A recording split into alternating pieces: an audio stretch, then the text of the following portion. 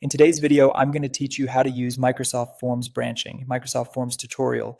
Branching lets you guide people through a form based on their answers, so each respondent only sees the questions that matter to them. It's perfect for surveys, registrations, and quizzes where different paths make the experience faster and clearer. First, head to Microsoft Forms in your web browser. You'll land on your Forms home where you can see your recent forms and quizzes. If you're asked to sign in, just use your usual work or school account so everything saves correctly. Next, open the form you want to add logic to. You'll be in the design view where you can see all your existing questions. Take a quick moment to skim your questions and consider where different paths should begin and end. For example, if someone says they don't need support, they probably shouldn't be taken to a detailed support section. Now look for the three dots, often called More Options, near the top right of the form editor. Click those to reveal additional settings. This is where Microsoft Forms keeps some of the more advanced features that don't need to be visible all the time.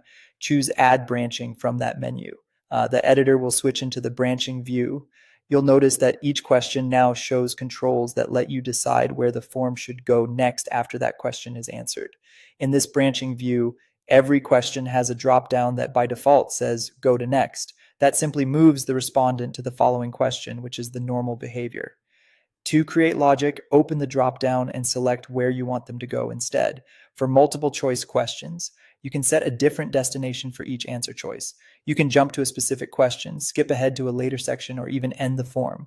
For text or rating questions, you can set what happens after the question as a whole. The key is to make sure every possible answer leads to a sensible next step and that there are no dead ends unless you deliberately choose end of form. Because branching can get messy when you have lots of jumps, always test before you send. Use Preview to run through the form like a respondent would. Try different combinations of answers and confirm you land on the right follow-up questions each time. If something feels off, return to branching view and adjust the drop-downs. Keep labels and question titles clear so it's easier to follow your logic. Once everything flows smoothly, you're ready to share your form with confidence.